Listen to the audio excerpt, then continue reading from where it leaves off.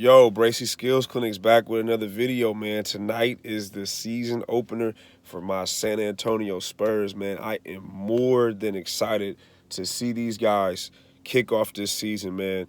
I think we've had a very successful preseason, and I'm going to get on. I'm going to talk about a couple things, man, because I tried to tell Spurs fans back in the summer that Joshua Primo was going to be a great pickup for us. And the pickup is making more and more sense as time goes on. But I'm going to just start off by where I expect the Spurs to finish.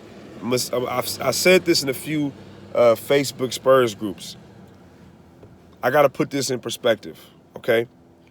If the Spurs make the playing game, I don't care if it's from 7-8 or from 9-10. If they get one of the four playing spots again, I think it is a major, major, major success, no matter where it is, from 7 all the way down to 10. I think it's a major success. And I know people are going to be like, well, how is it a success? That means we didn't get better because the Spurs last year were in the playing game last year and they lost. Here's why I think it's a success this year. Because you have a team full of technically unproven players who are trying to find their way in this league. And we're going to be one of the youngest teams in the league. So if they get a playing game this year in an experimental year after losing pretty much all of the vets, Patty Mills, LaMarcus Aldridge, DeMar DeRozan, Rudy Gay, and they get a playing game in a very, very, very tough Western Conference, that is a very good season in my opinion. Okay? Last year, you can call last year a disappointment because why? You had vets that been in the league and were either in their prime or a little bit past their prime on the same roster, okay? So a lot of the young guys, as we know, couldn't really showcase what they truly can do. So last year was kind of like, okay, whatever. But now that you are turning the page and giving the young guys the full keys to the car, playing game is a success.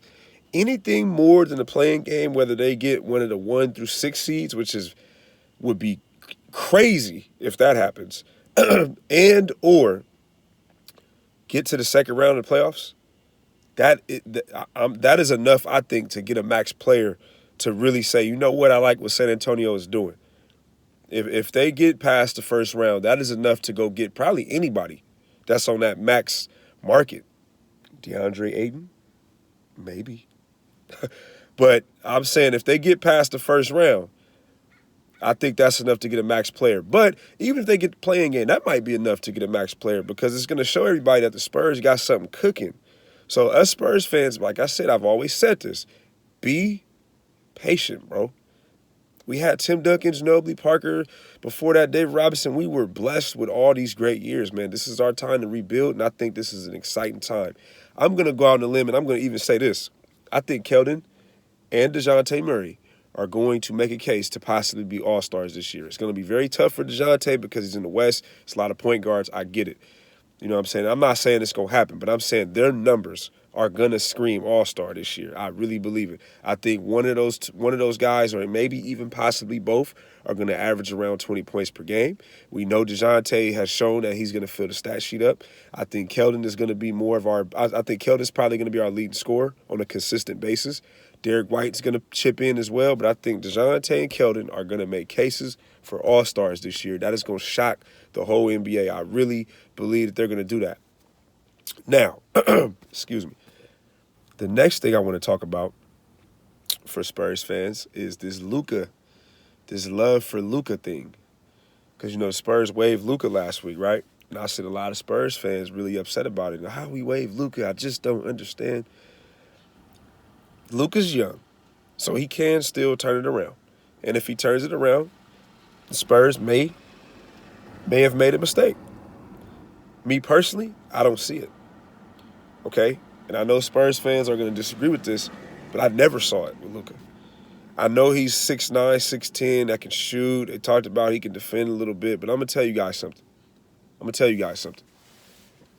The Spurs have been so skimpy at power forward since Tim Duncan retired that if anybody showed any kind of promise, they would have been on that. They would have been on that floor, especially in the bubble when Trey Lyles didn't go and LaMarcus Aldridge didn't go. If Luka was that good, he would have been in that bubble playing. Just like Keldon got his opportunity, just like Lonnie got his opportunity. And I just think that if Luka was that good, he would have found his way on that court, especially during that bubble time. And there has to be something that Luka was not doing for him to not get that court time. Okay? As many great picks the Spurs have had with foreign players, there have been players that didn't pan out too. Okay? So let's make sure we keep that in mind when we're talking about Luka. Next thing that I'm going to say is I truly believe that where it may be a situation where Luka wasn't ready, but I also think that you have a guy like Thaddeus Young, who's a vet, is going to get some time. Okay, I like Dwap or Diop. I always struggle with his name. Okay, I like him as well, and he showed some promise last year in the small playing time he got. Who's also the same position as Luka. And let's not forget about Jock, bro. I think if Spurs fans gave Jock that praise that they were trying to give Luka, I think Jock is more ready to step in right away, way more than what Luka was. So let's pump our brakes on the Luka thing by making it seem like the Spurs made a terrible mistake. I see Spurs fans do it with Bertans too. Like Bertans is a good shooter. He's probably gonna be a pro for a long time, but the Spurs didn't make a mistake letting him go. Bro, Bertans is gonna be a catch and shoot shooter. He might have some breakout games, but let's stop making it seem like we gave up a franchise player. Okay? Bertans, the Spurs, I don't agree with the Spurs giving Bertans close to 100 mil. Okay, let's stop with that. Okay, that like Bertans did his thing, he's a shooter, but he's not a franchise changing player. So that's my take on the whole Luka thing. And the last thing I'm gonna say, I keep telling y'all about this Josh Primo pick and why I like the pick so much. We didn't extend Lonnie Walker. And I'm going to tell you something. I like Lonnie. I'm not off the Lonnie wagon yet. But, bro, Lonnie is still very inconsistent, bro.